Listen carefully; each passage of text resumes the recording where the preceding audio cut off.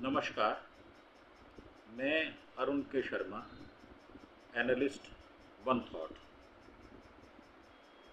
आज बात करेंगे राहुल गांधी के विषय में, जो अमेरिका में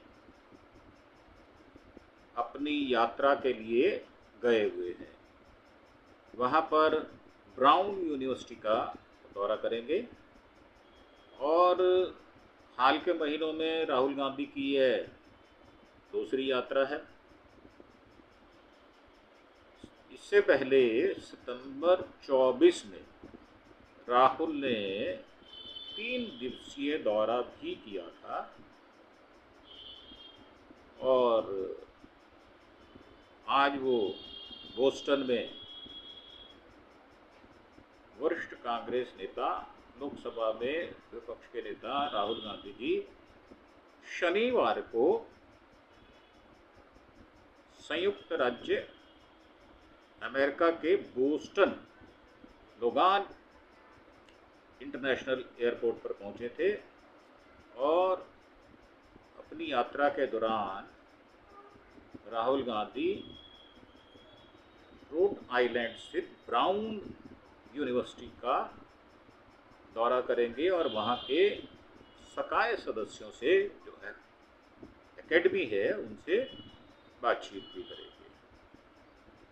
उनके एनआरआई समुदाय के सदस्यों, पदाधिकारियों, इंडियन ओवरसीज कांग्रेस आईओसी के सदस्यों के साथ बातचीत की उम्मीद जताई जा रही है। इससे पहले कांग्रेस नेता पवन खेड़ा साहब ने एक्स पर एक पोस्ट में राहुल गांधी की अमरीकी यात्रा के विषय में जानकारी देते हुए कहा था कि पूर्व कांग्रेस अध्यक्ष 21-22 अप्रैल को अमेरिका के रोड आइलैंड में ब्राउन यूनिवर्सिटी का दौरा करेंगे। वह एक भाषण देंगे और फैकल्टी मेंबर्स के साथ और छात्रों के साथ बातचीत करेंगे। अब ये हमने पहले बता दिया कि उनकी दूसरी यात्रा है। अपनी यात्रा के दौरान वो डलास भी जाएंगे, जहां उन्होंने टेक्सास विश्वविद्यालय में छात्रों और शिक्षकों से बातचीत की और भारतीय समुदाय के सदस्यों के साथ भी उनका इंटरेक्शन होने वाला है। डलास वाशिंगटन डीसी पहुंचे, उन्होंने जॉर्ज टाउन यूनिवर्सिटी के छात्रों और शिक्षकों से बातचीत की और लोकसभा में विपक्ष के नेता बनने के बाद ये उस समय इनकी पहली यात्रा थी। पिछली यात्रा से राजनीतिक तूफान खड़ा हुआ था। अब की बार देखते हैं कि क्या होने वाला है। हालांकि उन्होंने देश के चुनाव आयोग के ऊपर एक तीखी टिप्पणी भी की है और उसकी निष्पक्षता पर सवाल भी खड़े किए हैं। अब भारत में आरक्षण प्रणाली को समाप्त कर दिया जाएगा या नहीं, उन्होंने जाति जनगणना की आवश्यकता पर भी जोर दिया था और तर्क दिया था देश की 90% आबादी ये ओबीसी है। ओबीसी, दलित, आदिवासी को पर्याप्त रिप्रेजेंटेशन नहीं मिलता, जिसे उन्होंने कमरे में हाथी के रूप में वर्णित किया था। गांधी ने कहा, राहुल गांधी जी ने कहा कि हम इन संस्थाओं, व्यवसाय और मीडिया पर कब्जे की बात करते हैं, तो ये मुद्दा ये है कि भारत के 90% ओबीसी, दलित, आदिवासी इस खेल का हिस्सा हैं भी या नहीं। वास्तव में मुद्दा ये है। अब अगर बात की जाए कि कांग्रेस के राहुल गांधी जी अमेरिका पहुंचे हैं, तो उन्होंने रविवार शाम भारतीय प्रवासियों को संबोधित, मतलब कल उन्होंने संबोधित भी किया। उन्होंने कहा कि यह पूरी तरह से साफ है, भारतीय चुनाव आयोग समझौता कर चुका है। मतलब वो कंप्रोमाइजिंग मूड में आ चुका है। इस सिस्टम में कुछ गड़बड़ी है। और ये गड़बड़ी जो है वो हमने महाराष्ट्र में पहले भी, उन्होंने कहा कि हमने ये प्रश्न उठाए थे और पर उन पर गौर नहीं किया गया। हमने वहाँ से वोटर लिस्ट भी मांगी थी। जब वो पहुँचे हैं देर रात शनिवार को अमेरिका के बोस्टन एयरपोर्ट पे, तो वहाँ पर उनको रिसीव करने के लिए वहाँ के मुअज़्ज़िज़ आदमी थे। अब यहाँ वो फैकल्टी के लोगों से बात भी कर रहे हैं। अब अमेरिका में राहुल जी की 3 मुख्य बातें हैं।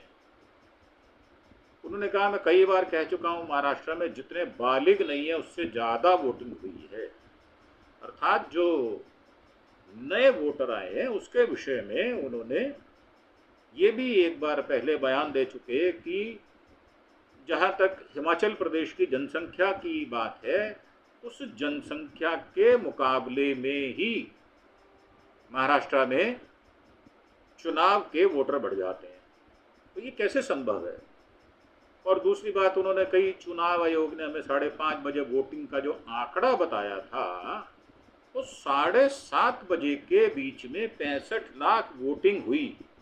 तो 65 लाख वोटिंग अगर प्रैक्टिकल धरातल पर जाकर देखा जाए कि कितने पोलिंग स्टेशन थे, किस पोलिंग स्टेशन पर कितनी वोटिंग हुई, दिन भर में कितनी हुई, उसका एवरेज कितना निकला, तो ये बहुत मुश्किल मुद्दा है। एक वोटर को डालने में करीब करीब 2 से 3 मिनट लगते हैं। अगर आप गणित लगाएंगे तो पता चलेगा रात 2 बजे तक अगर वोटर्स की लाइन लगी रहे तब ये वोटिंग हो सकती है, परंतु ऐसा हुआ नहीं। शाम 8 बजे के बाद मुझे नहीं लगता कि वहाँ पर कोई भी लाइन लगी हुई थी। उन्होंने कहा कि हमने चुनाव की वीडियोग्राफी मांगी तो आयोग ने साफ मना कर दिया। इतना ही नहीं, उन्होंने कानून भी बदल दिया। और आपको विदित हो, हरियाणा के एक कांग्रेस के हारे हुए प्रत्याशी थे, उन्होंने 4 लाख कुछ हजार रुपये जमा भी कराए थे रिकाउंटिंग के लिए, परंतु वो रिकाउंटिंग इस तरह से की गई कि बैलेट बॉक्स तो लाए गए जिनके नंबर उन्होंने दिए थे, परंतु उसको फॉर्मेट कर दिया गया जैसे हम अपने फ़ोन को फॉर्मेट कर लेते हैं। और उन्होंने कहा जी अब आप मॉक पॉलिंग कर लें, आपको इसकी निष्पक्षता का पता चल जाएगा। परंतु उन्होंने पैसे जो जमा कराए थे वो कराए थे रिकाउंटिंग के लिए। रिकाउंटिंग और मॉक पॉलिंग में बहुत ज़्यादा फर्क होता है। ये समझने वाली बात है कि चुनाव आयोग किसकी कठपुतली बना हुआ नंगा नाच कर रहा है। जब पैसे आपने जमा किए ट्रेजरी में तो वो तो रिकाउंटिंग के पैसे थे, मतलब उसकी दोबारा से गिनती की जाए, गिनती में पहले गड़बड़ हुई है तो उसकी सत्यता का पता चल जाएगा। परंतु चुनाव आयोग शातिर जैसे हेरा फेरी करने वाला एक व्यक्ति होता है, शातिर फ्रॉड करने वाला एक आयोग बन के रह गया है, ये उनका कहना था। अब राहुल गांधी ने बीजेपी पर भी सवाल उठाए। उन्होंने कहा कि भारतीय जनता पार्टी की प्रतिक्रिया भी आई है। बीजेपी के संबित पात्रा ने, वो संबित पात्रा जो है मुझे लगता है वो ये व्यक्ति वो है जो हिंदूराव हॉस्पिटल में नौकरी किया करते थे और एक पाइल्स का ऑपरेशन करने में किसी मरीज की डेथ हो गई थी। उसके बाद इनको नोटिस दिया गया, ये जवाब नहीं दे पाए और ये कश्मीरी गेट से इन्होंने कॉरपोरेशन का इलेक्शन लड़ा था और ये हार गए थे। उसके बाद इनको चापलूसी तलवे चाटू के कारण इनको भारतीय जनता पार्टी की सरकार ने ओएनजीसी में डायरेक्टर बना दिया। इनको 2.5 लाख रुपए तनख्वाह मिलती थी। तो ऐसा व्यक्ति अगर तलवे ना चाटे तो क्या करे? उसके लिए तो जो मोदी है, नरेंद्र मोदी, वो उसके पिता की जगह है। वो कहते हैं नरेंद्र मोदी मेरा बाप है।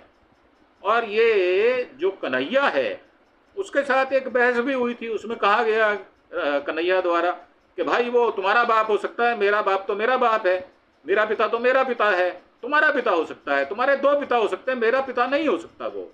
तो ये कंट्रोवर्सी उस समय भी हुई थी। राहुल गांधी की प्रतिक्रिया भी आई। फिर उसके बाद संबित पात्रा ने प्रेस कॉन्फ्रेंस करके, जो कि स्वाभाविक है, वो हमेशा अगर राहुल गांधी कुर्ता भी बदलेंगे, बनियान बदलेंगे, तो भी वो प्रेस कॉन्फ्रेंस करेगा। संबित पात्रा इतना परले दर्जे का घटिया और वाहियात इंसान है। उन्होंने कहा कि विदेश धरती पर देश का अपमान करना राहुल गांधी की पुरानी आदत है। भाई संबित पात्रा, ये तो तुम्हारी भी आदत है भाई। तुम कौन सा कम घटिया इंसान नहीं हो, तुम तो परले दर्जे के घटिया और वाहियात इंसान हो। तुमने क्या क्या नहीं कहा प्रियंका गांधी के बारे में। वे लंबे समय से ऐसा करते आ रहे हैं। ईडी ने अपनी चार्जशीट में राहुल गांधी और सोनिया गांधी का नाम का उल्लेख किया और देश को लूटने के लिए उन्हें जेल भी जाना पड़ सकता है।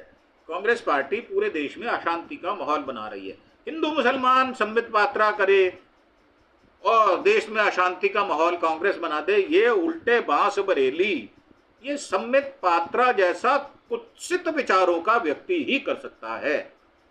पात्रा ने कहा कि लोग 50,000 रुपए की जमानत पर बाहर हैं। तो साहब, आप भी जब आपने ये कह दिया कि जो उड़ीसा के हमारे भगवान हैं और मोदी साहब उनकी जगह पूजे जाते हैं, तो आपने भी क्या किया था? आपने तलबे जीभ से चाटे थे। तो मेरा कहना यह है कि आपने मोदी साहब के लिए ये कहकर भगवान का अपमान कर दिया था और उसके बाद कैसे आपने कहा कि मैं माफी चाहता हूं। शब्द अगर आपके मुंह से निकल गए तो आप ऐसे शब्द निकालते क्यों हैं? चापलूसी की पराकाष्ठा पर जाते क्यों हैं? यही मेरा उनसे विरोध है। राहुल गांधी ने वोटर लिस्ट में फर्जीवाड़े का आरोप लगाया था। जो लगाया था आरोप वो बिल्कुल ठीक था, उसमें क्या गलत कहा था उन्होंने?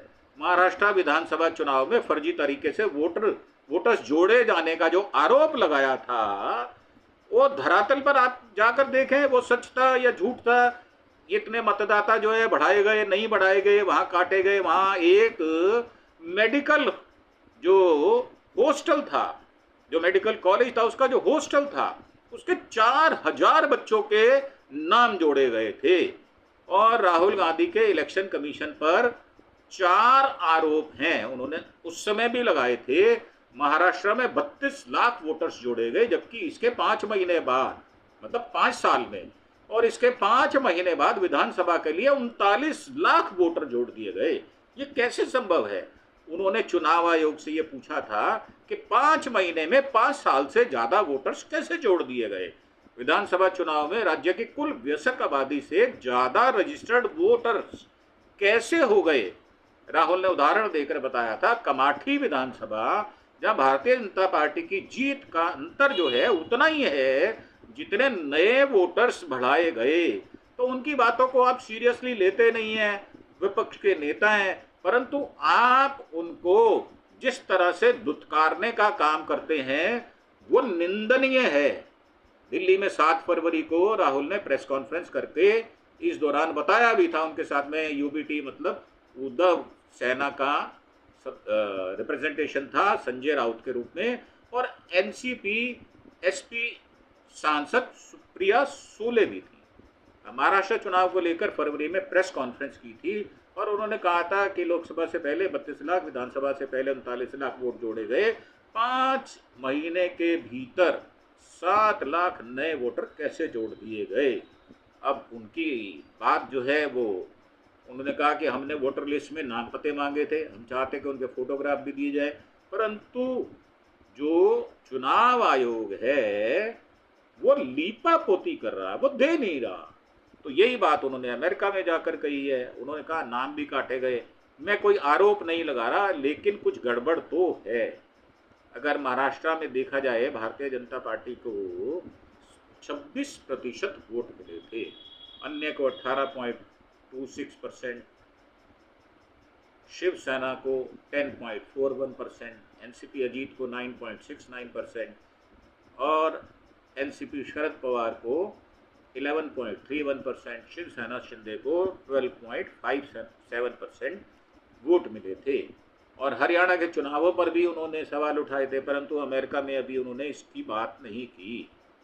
और खेड़ा साहब ने भी कहा था उस समय कि जिन मशीनों में 99% बैटरी चार्ज रही, उन्हीं सीटों पर कांग्रेस उम्मीदवार हारे हैं। ये बात बहुत विलक्षण होने के साथ साथ ये क्या कोइंसिडेंस है कि जहां पर वोट बढ़ जाते हैं, जहां पर बैटरी चार्ज रहती है, वहीं पर बीजेपी जीत जाती है। ये जो सेटिंग है ये मोदी साहब की और शाह साहब की बहुत जोरदार है।